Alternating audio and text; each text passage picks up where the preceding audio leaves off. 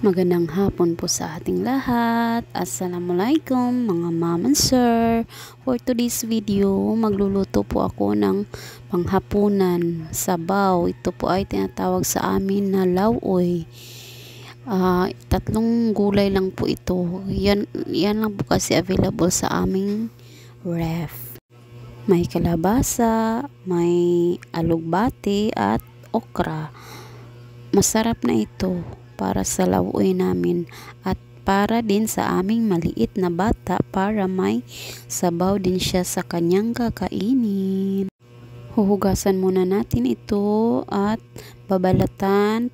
Sa inyo mga ma'am and sir, babalatan nyo din ba yung kalabasa? Kasi sa akin babalatan ko kasi medyo matigas yung balat niya pag naluluto. Ayoko nun. Ito nga po, nire-ready ko na po lahat. Pagkatapos nito, mag-slice din ako ng mga spices. Tatapusin ko muna lahat, hugasan ko muna, slice, tapos lahat ng spices dapat naka-ready na para pagkaluto na, dire-diretso. O diba? Ito, mag-slice na tayo ng ating kalabasa. Pagkatapos nating mag-slice, no more hugas na because nahugasan na ito kanina. Lahat yan ready na to cook.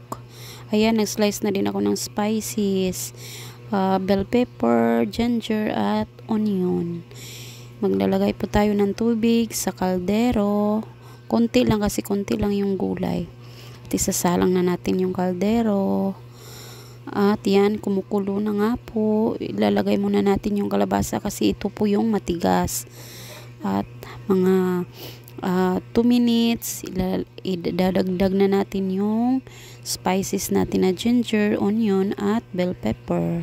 Pagkatapos, lalagyan na natin ng asin at vitsin. At yan, isusunod na natin yung okra at ang ating alugbati. Yan, hintayin na natin itong kumulo hanggang lalambot yung kalabasa at okra. Oh, so yummy. Simple na gulay para sa amin. At ito ay sobrang masustansya na.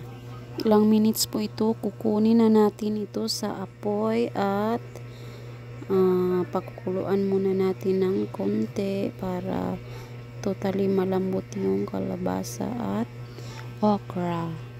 Ayan, kumukulo na nga. Ito na po yun. O diba, ang sarap. Halina po kayo, kain po tayo. Alhamdulillah. Thank you for watching.